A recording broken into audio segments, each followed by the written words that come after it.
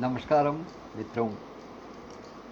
वक्रतुंड महाकाय सूर्यकोटि समप्रभ निर्विघ्नं कुरु मे देव सर्वकार्येषु सर्वदा।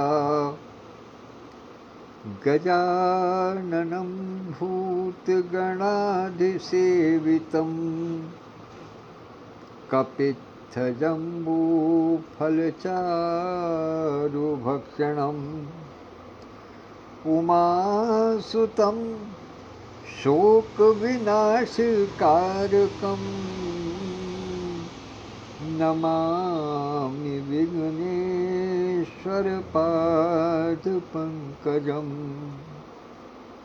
नमामि विघ्नेश्वरपादपङ्कजम्। गौरापुत्र श्री गणेश, जो इस संसार में प्रथम पूज्य के नाम से जाने जाते हैं। यहाँ तक कि जब शंकर पार्वती का विवाह हुआ था तो उनके पूजन के समय भी कहा जाता है कि प्रथम पहले गणेश जी का पूजन, क्योंकि गणेश वास्तव में एक रूप हम लोगों ने मान लिया है कि वो गौरा और शंकर जी के पुत्र हैं, लेकिन वास्तविकता ये है कि अनादि देव, इनका कोई आदि नहीं है। ये गणों के ईश हैं। और गण, आप जानते हैं कि गण क्या होता है। सर्वत्र गण विराजमान हैं, हर प्रकार के गण विराजमान हैं। तो इसलिए गणों के ईश, अर्थात सृष्टि की रचना से पूर्व गण थे। उन गणों को, गण के मेल से, गणों के संयोग से ही इस सृष्टि का निर्माण हुआ है। तो उनके जो ईश हैं वो गणेश हैं। तो वो सर्वप्रथम पहले पूज्य है। वो तो फिर बाद में एक प्रकार चल पड़ा, एक प्रकारांतर में आया कि उनके पार्वती जी ने, उनका आप जानते हैं कि गणेश जी का जो जन्म है, गणेश जी के जो जन्म की कथा है, उसमें भी ये दिया है कि पार्वती जी ने अपने शरीर के मैल से जो बेसन का उपटन लगा रही थी, उससे जो उतरा हुआ मैल था, जो बेसन उतरा हुआ था उनके शरीर का, उससे उन्होंने एक आकृति बनाई थी। और वो आकृति उन्होंने गणेश की बनाई। तो इसलिए इनका जन्म किसी संयोग से, इसको ये कह देना कि गणेश जो है वो शंकर और पार्वती के पुत्र हैं, तो ये वास्तव में गणेश बहुत पूर्व के अनादि देवता है, इनका कोई आदि नहीं है। तो चलिए उनके चरणों में सादर प्रणाम निवेदित करता हूँ और अपने हृदयाङ्गन परिवार के प्रथम पूज्य प्रमुख संरक्षक परमादरणीय आचार्य श्री श्री कृष्ण द्विवेदी जी के चरणों में नमन, वंदन, अभिनंदन और भावपुष्प समर्पित करते हुए उनसे आशीर्वाद प्राप्त करता हूँ। तत्पश्चात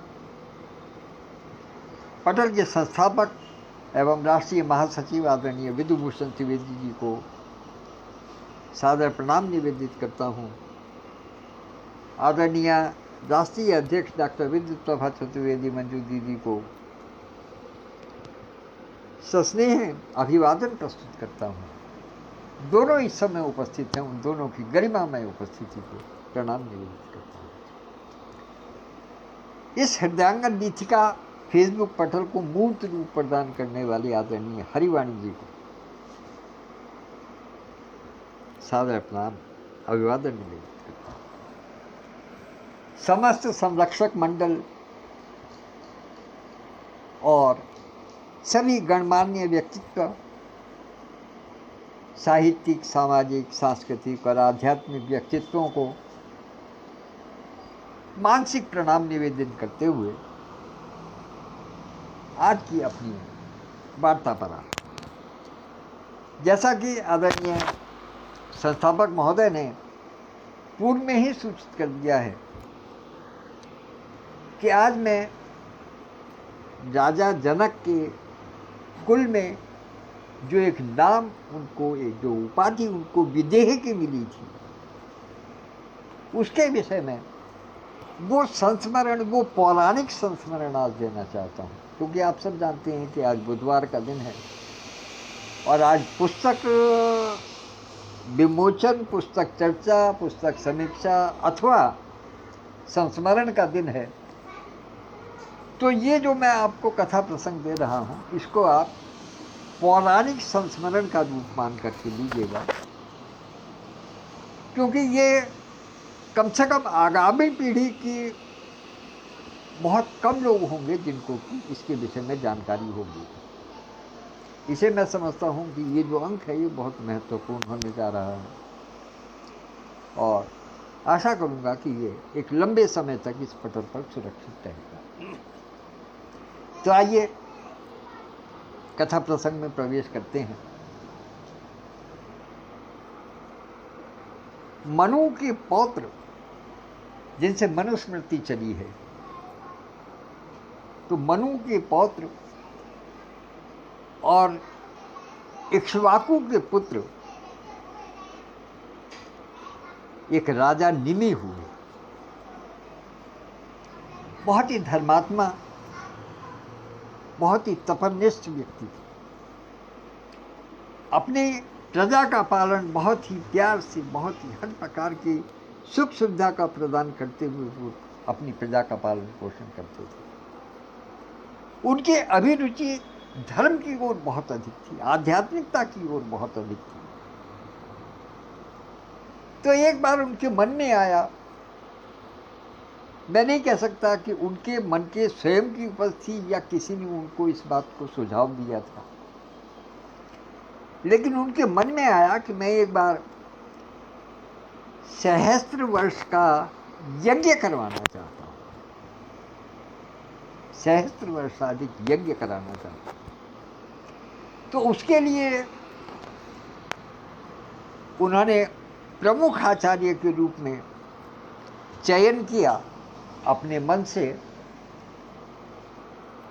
आदरणीय वशिष्ठ ऋषि का, जो उनके कुलगुरु थे। तो उन्होंने विचार ये बनाया कि कुलगुरु वशिष्ठ जो है वो मेरे इस यज्ञ की, जो एक महत्वपूर्ण यज्ञ करने जा रहा हूँ, उसका प्रमुख आचार्यत्व स्वीकार करेंगे तो अवश्य ही यज्ञ सफल होगा। ऐसी अभिलाषा लेकर के, ऐसी आशा लेकर के, तो उनके मन में ये विश्वास था कि शुभ कार्य, शुभ संकल्प जब हो जाए तभी अच्छा है, क्योंकि फिर बाद में पता नहीं क्या परिस्थिति रहे, हम रहें न रहें, हमारा मन ना परिवर्तित हो जाए या किसी प्रकार की कोई विघ्न बाधा ना आ जाए। इसलिए वो इस कार्य को, इस यज्ञ को शीघ्रातिशीघ्र कराना चाहते थे। क्योंकि महर्षि वशिष्ठ उपलब्ध नहीं हो पा रहे थे, इसलिए उन्होंने सलाह मशवरा किया और मन में एक विचार बनाया और जो ब्रह्मर्षि गौतम थे उनको प्रमुख आचार्यत्व प्रदान किया और उनके माध्यम से उन्होंने अपना यज्ञ कराना प्रारंभ। जिस समय यज्ञ चल ही रहा था तो उसी समय महर्षि वशिष्ठ जो उनके कुलगुरु थे, उनको स्मरण था कि मुझे राजा निमि का यज्ञ कराना है। तो वो सीधे यज्ञ स्थल में ही पहुंच गए। किंतु जब उन्होंने देखा कि वहां तो यज्ञ चल रहा है और प्रमुख आचार्य तो उनके स्थान पर ब्रह्मर्षि गौतम ने स्वीकार किया हुआ है और उनके आचार्यत्व में यज्ञ चल रहा है, तो वो क्रोधित हो गए। उनको क्रोध आया, और क्रोध उनको इतना आया कि उन्होंने तुरंत राजा निमि को श्राप दिया कि आपके जीवन का पात हो जाए, आपके शरीर का नाश हो जाए, अर्थात आप तुरंत मृत्यु को प्राप्त।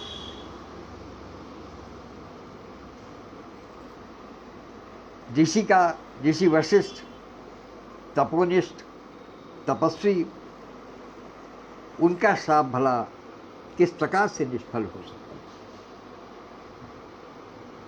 है। राजा निमि के शरीर से प्राण,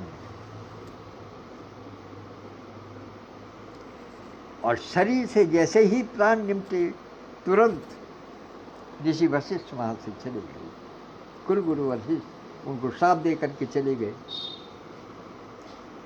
अब क्योंकि प्रमुख आचार्य तो ब्रह्मर्षि गौतम ऋषि के पास था, ब्रह्मर्षि गौतम के पास था, तो उनके मन में यह अपराध बोध हुआ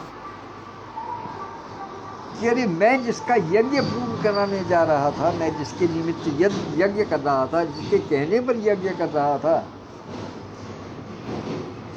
इस शुभ कार्य के होते हुए उसके शरीर का अंत हो गया, तो ये तो मेरे ऊपर बड़ा लांछन। तो उन्होंने अपने अन्य ऋत्विक आचार्यों के साथ मिल करके, ऋत्विक आचार्य मैं बता देता हूँ कि जो साथी जो आचार्य होते हैं, एक प्रमुख आचार्य होते हैं किसी यज्ञ के, और जो साथी आचार्य होते हैं जो उनके साथ में रहते हैं, उनको ऋत्विक आचार्य कहा जाता है। तो उन्होंने स्वयं अपने ऋत्विक आचार्यों के साथ में मिल करके इस प्रकार से आवाहन किया, इस प्रकार से उन्होंने एक बंधन डाला कि राजा निमि के शरीर से उनकी आत्मा नहीं निकल सकी। उन्होंने उनकी आत्मा को बांध लिया और वो उनके शरीर के आसपास ही रही, वो उसको छोड़ करके नहीं जा सकी। अब ये तो बड़ी विकट स्थिति पैदा हो गई। राजा निमि की देह नहीं रही और आत्मा भी जा नहीं सकती। क्या किया जाए?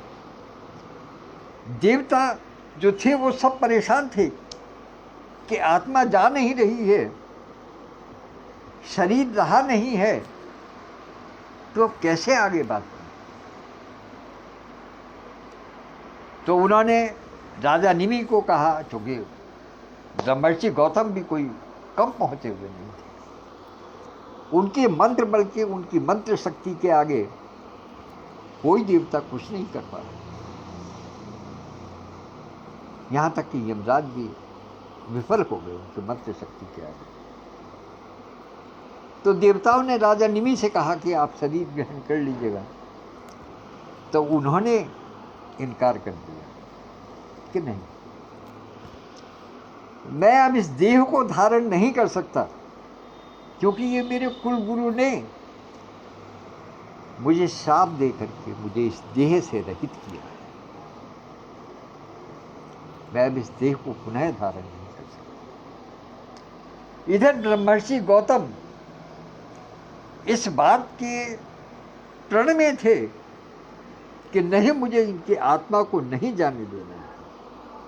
उन्होंने उनकी आत्मा पर बंधन लगा रखे थे मंत्रों की, मंत्र शक्तियों की।